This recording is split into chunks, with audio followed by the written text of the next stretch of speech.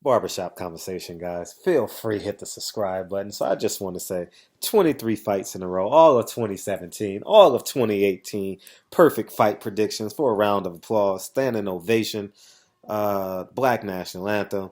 Uh, what can I say? What can I say, man? Anyways, let's break down my fight of the week, which I think is the toughest fight on the card. I would say you guys can debate. You guys may say Cuellar Tank, or it's going to be Broner Vargas. I think Broner Vargas is the toughest card on this card. And you guys know I always pick the toughest fight. I don't pick the weakest fight. I pick what I feel was the toughest fight on the card, and I break it down. And I'm gonna break it down today because tomorrow I have to. You guys know I got to do a whole bunch of stuff, run around town, make sure everything is set because I'll be gone for 3 days. I gotta, you know what I mean, ride with my handyman so he don't take days off, and he know that I'm out of town, so I gotta put him to work for the next 3 days. You guys know the business. So, anyways, let's break down this fight. Broner versus Vargas. Let's deal with Adrian Broner first. Adrian Broner has never won a big fight over 140. Um, He'll be the shorter man, I believe, in this fight. I don't know what the reaches are, but I'm talking about just height. And in terms of punching power, being able to take a punch, I believe that he won't be. Vargas should be able to handle his punches. I will say, um, Adrian Broner. Shit, I mean, let's go with Vargas first. Because I'm trying to find something. I didn't see it. But anyway, let's talk about Vargas. 144, he's coming down in weight. He's trying to make 144. I've never seen Vargas over 165. I've always seen Vargas in shape. Good guy. As I told you guys, he was the first fighter to ever take a picture with my son. Um, just an upstanding individual. Good guy. Never turned down an interview. Every time I do an interview, I always run out of questions to ask him, and then he walks away. Um he's a gentleman. He's a man, which means that he holds himself accountable. And that's one of the main entities in this fight, which is going to be special. He holds himself accountable in the ring and outside the ring. He's fought Manny Pacquiao. He's fought Timothy Bradley, which I thought will in turn prepare him greatly for this fight. A combination of both. Manny Pacquiao is the most physically athletic fighter in the ring in terms of moving, like a Sean Porter type, like a Manny Pacquiao type who moves, finds awkward angles, shoots punches, is aggressive, moves forward. You know what I mean? Cat-like instincts. That's Manny Pacquiao. They are more athletic fighters. I'm talking about just how they fight is athletic. You understand what I'm saying? They on their toes, they bouncy. That's Manny Pacquiao, although it was an older version of Manny Pacquiao. Now, the ideal boxer with no knockout punch, that was Timothy Bradley. Timothy Bradley, I boxed him for 11 rounds. He caught lightning in the 12th round. I don't think he would have stopped him. My respect, Timothy Bradley, I don't think gets stopped at that point. He might have taken a knee. He knows he's up by at least 9 rounds. Uh, uh, and Timothy Jesse Vargas has never taken a fight off, and that I've seen. I've seen Jesse Vargas last 10 fights extensively. I would say from the first bell to the last bell. I've seen his last 10 fights that I can remember. You guys know I watched the fights just recently. Aaron Herrera, he looked sensational, phenomenal. He got a knockdown in that fight. Um, I think that he's well prepared, well groomed. He has a chip on his shoulder. He wants all his money that he's rightfully deserved. He's coming out of the contract with Top Rank, and he wants to prove himself right. Fuck proving someone wrong. He wants to prove himself right. Right? So I believe he'll be able to land punches on the downward spiral. Like when you're the taller, I don't know if he's the longer fighter, but he's the taller fighter. But even if he's not the has the reach, he will have the reach in this fight because Adrian Broner's shell,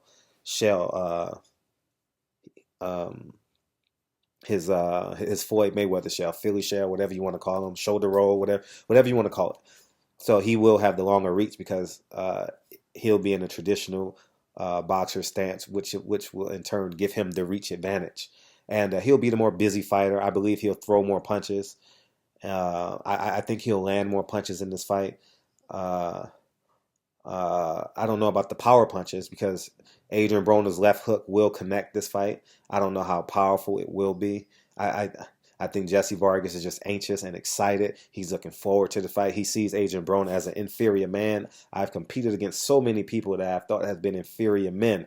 You understand what I'm saying? And it's worked more often than not. But just having that mindset gives you the confidence that no matter how many points you're down, you believe you're going to win. Like a Deontay Wilder, per se. He never believes he's out of a fight. George Foreman never believed he was out of a fight. Manny Pacquiao never believed he was out of the fight. Sugar Ray Leonard never believed he was out of the fight. And that's the mentality that Jesse Vargas is going into this fight. People say he's overlooking him. He's not overlooking him. He's just like, damn, I just got a gift. Like it's like seeing $100 bill on the ground. You're like, hold up, am I being set up?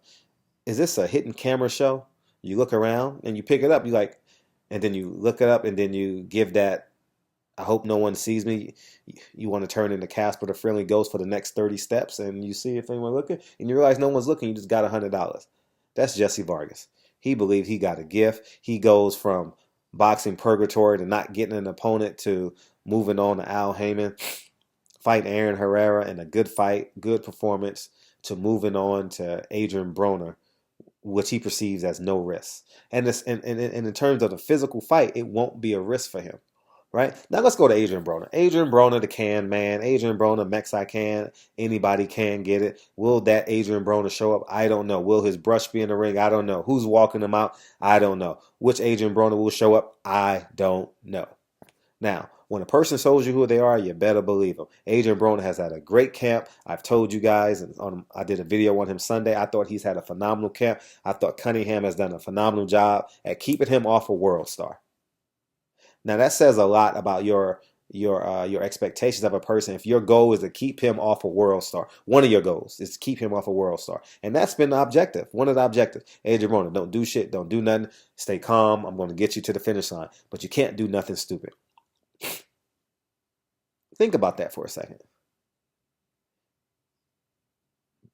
Meanwhile, Jesse Vargas is working on his body punches in the ring with Devin Haney, in the ring with whoever he needs to be with at the Mayweather gym, doing a great job, versus Adrian Broner. I perceive he's had a great camp. I didn't see anything special out of him, but the reason why I say he's had a great camp, number one reason, because I haven't seen him on World Star. I haven't seen him on Media Takeout. I haven't seen him on punching nobody walking down the Vegas Strip. I haven't. You understand what I'm saying? So for that regards, I salute him. I think he's had a good camp. He will be in shape for this fight. He said he was 6 pounds away 2 weeks ago. 2 weeks ago.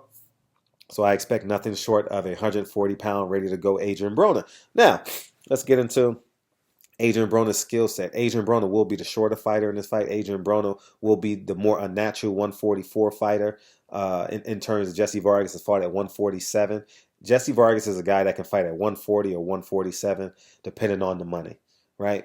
He was a Swiss Army knife early in his career. You guys saw that. He's been kind of nomadic in terms of promotions, I think in terms of trainers. Would that inconsistency catch up with him? We don't know. But I will say this about Adrian Broner. Adrian Broner, as a man, has been inconsistent. Adrian Broner's personality has been inconsistent. Adrian Broner, how he feels from day to day, has been inconsistent. Adrian Broner's first fight with Kevin Cunningham. Adrian Broner, first full camp he's had. You got to sit back and see Adrian Broner is not a busy fighter. Adrian Broner is I want to show you that I'm a tough fighter and you can't knock me out kind of fighter if he's down on the cards. He won't go for broke. Adrian Maidana took that out of him. You won't see a flash. I don't say that, but he ran for 11 rounds against Sean Porter. He hit Sean Porter with a check hook. Sean Porter got up, and I won my $500 that fight. I bet $500 on Sean Porter that fight, and I didn't even know the Porters then. So I just thought a lot of dumb people thought Adrian Broner was a good fighter. Now, Adrian Broner is a person I don't know. And I have great experiences with Adrian Broner in terms of having conversations with him. Adrian Broner can attest to this. If he chooses to remember, he chooses to remember. But we say what's up when we're not having conversations, and he knows what I stand for. He knows what I'm about. He knows what I expect of him. I'm not saying I'm his God, I'm his brother, I'm his big brother, little brother, but at the end of the day, the same expectations I have of myself is the same expectations I have of every black man in terms of character. What you want to do with your life, I will 100% support you, whatever you want. But in terms of character, when I shake another black man's hand and I believe he's fucking up, you're going to hear from me. That's just who I am. Not in terms of I'm your dad, but I think it takes a village. I am my brother's keeper, and that's just what I believe. That's just what I feel. I think Adrian Broner left something in his childhood that we will never ever know why. You know, like the saying, once a man, twice a child. We're going to watch Adrian Broner turn into a child right before our very eyes. I don't think this ends well for Adrian Broner. I don't know if Jesse Vargas can stop him. I think Jesse Vargas can outwork him. All fails, Jesse Vargas outwork him. Outwork, punch output, punch output, punch output. Right? Adrian Broner is going to do his antics. Adrian Broner, if he commits to the body, he will have a great chance against Jesse Vargas. I mean, a great chance. I don't know if he has the discipline to commit to anything in his life. You understand what I'm saying? Think about what I just said for a second. I don't think he can commit to any. I wonder. You understand what I'm saying? And I'm just a pragmatic reporter. There's nothing special about me. There's nothing special about how I just judge a man on his character, right? That's just it. I'm pretty that's just it. And Adrian Broner is consistently inconsistent. And if you're gonna rock with Adrian Broner, you have every right to rock with Adrian Broner, but a man got to show me who he is. He got to be consistent at it too. Would you let someone babysit your child that showed up one every 10 times? Would you be a student in a teacher's class that showed up twice a semester? Would you marry a man, or well, since all you guys are men, 94% of you guys are men, would you marry a woman that only came home once a month? You understand what I'm saying? You guys get where I'm going? Consistency, consistency, consistency, consistency is the gateway to good. Consistency, consistency is the gateway to greatness. Right? You can have a bad night, you got to find a way to win. Floyd Mayweather, both Maidana fights, those weren't great nights for him. Floyd Mayweather hasn't had a great night in the ring since Cotto, but he's found a way to win. In my eyes, you guys may disagree. I'm not counting the McGregor fight. That was a highway robbery. He hasn't had a great time in the ring since, in my eyes, Miguel Cotto.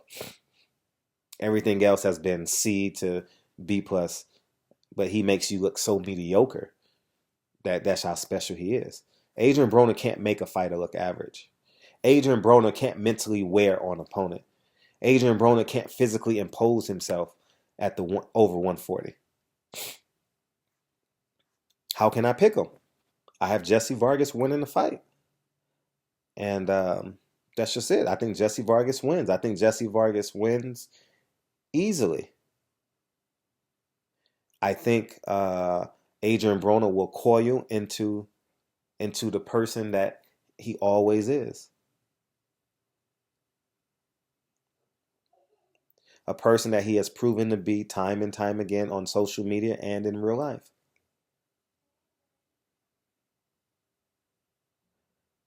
More importantly is, what will Adrian Broner's team do after this loss? What will Adrian Broner do after this loss? That's going to be the big story. You know, everyone can assume what may happen. He said in an article Sunday night, I got to get my life and my career together. How many times has he said that? 2 or 3 too many times. So, anyways, man, I have Jesse Vargas winning this fight. I'm going for number 24. I'm going for number motherfucking 24. 24. The next fight I predict will be Lomachenko Linares. Oh, I'm not doing that fight. I'm sorry. Because, that's a Golden Boy fight. But I don't have no fights up until then. Oh, Badu Jack and Adonis Stevenson will probably be my next fight. No, because I have Gary Russell. So, Gary Russell, Jojo Diaz. You guys pick it. Those fights are pretty much equal um, in terms of tough fights.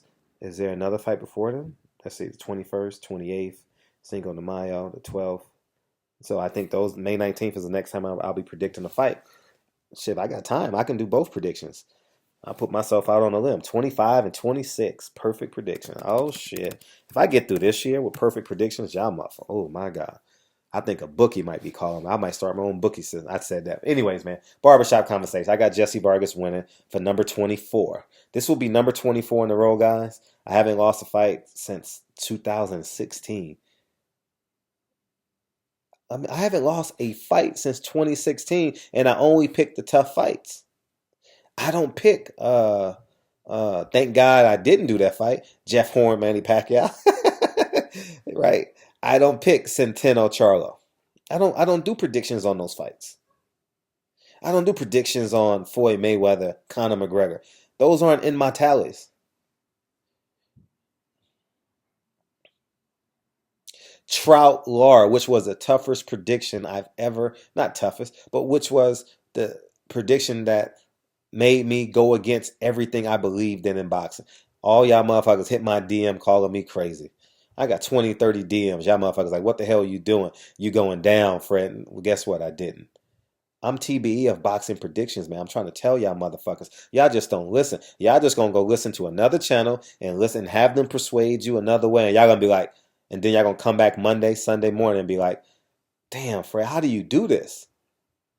I tell you guys, I cut off the margins and I see what you do all for that 70, 80% of the time. I don't give a fuck what you do 10% of the time, left or right. I care about what you do 80% of the time. Cut off the margins. That's it. Now, I will say, Heard Laura, I went against it and I trusted my intuition. Every time I went to pick Laura in the videos, it said go with Heard. Every time. Every time I went to do a video, it says go, and I stalled it all week. I was like, nah, why? So I'm going, and this is what I believe. Anyways, man, barbershop conversation. That's my prediction. Broner Vargas. I will be there tomorrow night this time. I will be kissing my family. See you later. I never say goodbye. Never gonna say goodbye. Oh, man, y'all remember Sleep in the Kitchen with your mom? Never gonna say goodbye. I've heard that song. I might play that shit after in this video, man. Y'all don't know nothing about that. All my young ones like, what the fuck? I'm off tune, but I know I just struck a chord and somebody 44 years old just says, oh my God, I need to go play that. I need to go play them Jacksons. Barbershop conversations, man. I'm having a good time. It's 4-2. The Pelicans are fighting Portland, and that's all I got. Go upstairs, kiss my son in a little while, and read him a book, and that'll do it. I'm looking forward to this weekend, guys. I'm thoroughly excited. I got a busy man. When I say I got a man, I am locked in. But I look forward to meeting some of y'all. If we can meet, hit my DM. I look forward to if we can break bread at some point. I hope we can do that. I want to shake y'all hand and tell y'all thank you. Like from the depths of me, you guys been fucking. I remember I used to watch a video and I thought it was a great video. That shit do 39 views. You know what I mean? But I believed in my purpose. I came back the next day. You know what I'm saying? Anyways, man, have a great Tuesday, y'all. No Taco Tuesday, man. Let's get in shape. All right. No quimbudo, whatever it is. No, don't put no quimbudo in your tacos. Don't eat no tacos in TJ. Talk to you guys soon. Peace.